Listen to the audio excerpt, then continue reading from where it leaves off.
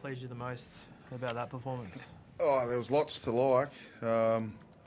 Was really proud of their defence in that second half on the try line. Like to have that spine, you know, they were coming at us pretty hard there. They're got some really dangerous players. They're a big team, but they also got that strike players in Grant and Munster and Hughes. So I was really proud of our resilience on try line. I was proud of our resilience to come back from 12-0 down. I think they had 10 sets with the ball to our 3.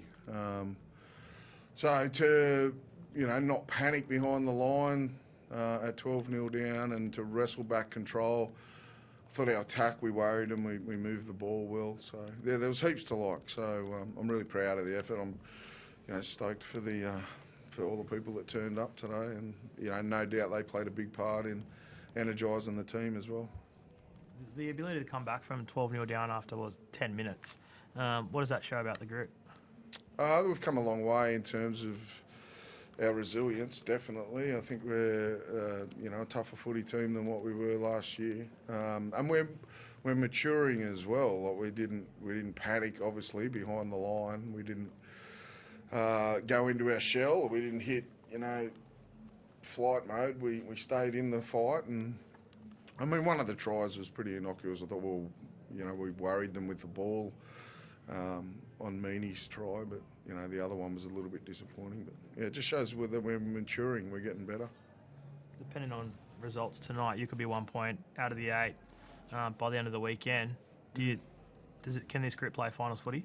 Yeah, I believe so. I've said a number of times this week in particular that our best footy is held up against Penrith. It's held up against Brisbane. I know we didn't win the games, but we played quite well and we worried those teams, and the narrative then was, they were off, and we never believed that. We thought we were forcing teams to be off. Our defence, in particular the Penrith game here that night, the narrative was they were off, but in reality the group didn't get the credit it deserved there. They've actually forced teams to be off, and I think tonight is another example. How did you get them to believe? It's 3 in a row now after that. I think you went 2 and 9 or something before that, but 3 in a row. How did you turn it around? Because it could have gone 2 ways this season.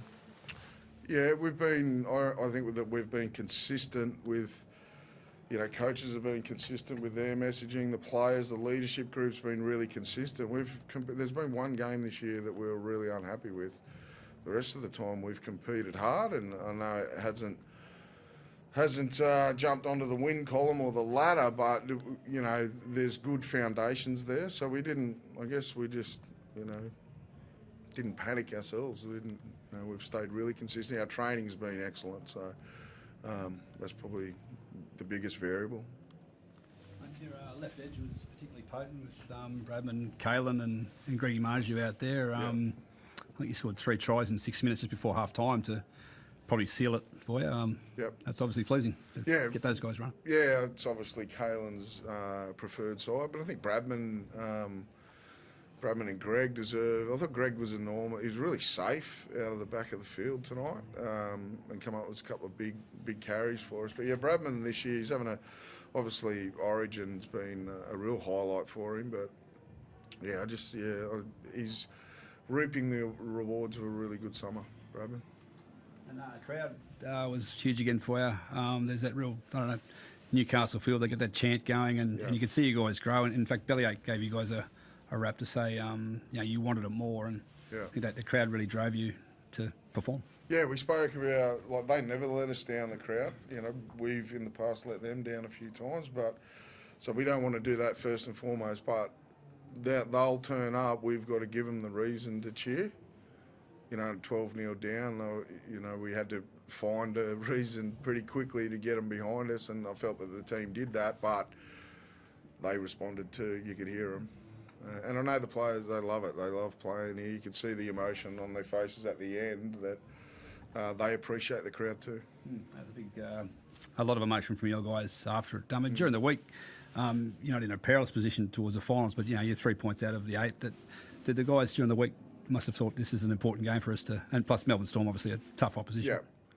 Yeah, I think so. I mean, from Monday morning, the narrative was built up that the Storm are this big giant thing that can't be conquered. You know, that's what hit them in the face Monday morning. You know, when they're buying their coffee, it was like, oh, okay, not many people are giving us much of a chance here. So maybe that galvanised them a little bit, and yeah, they trained excellent all week. So yeah. As you talk about improvement, does anyone epitomise that more than maybe Phoenix Crosland? He was Outstanding. great again tonight. He gave him a big rap in next door. Like the confidence that he'll get out of that game. You know, Locke gets spoken about the other number 9, and he's a hell of a player, Harry. But geez, I reckon Phoenix held his gloves up tonight, and yeah, he come up with some real big plays. But just to play the 80 minutes every week and help us be the best version of us with the ball, like his passing is so consistent, and he comes up with some big tackles. He's tough. He leads the line speed. He's not a big guy, but he's tough as they come. So I'm really, really proud. All his teammates are really proud of him as well. Adam, given the opposition and your position on the ladder and stuff like that, is that the most satisfying win you've had as a coach? There's obviously the first 2 seasons when we made the finals. There were some big wins in amongst those, but yeah, obviously I think you were the one that told me I haven't beaten Craig. Yeah, it's just nice for the team. It's nice for the town to put in a performance and walk away with the 2 points from a ton of effort that's gone in, and we haven't had that all this year, you know. So, but it's, we'll enjoy tonight definitely, and tomorrow, and then we've got a really important game down in Canberra next week to keep this going now.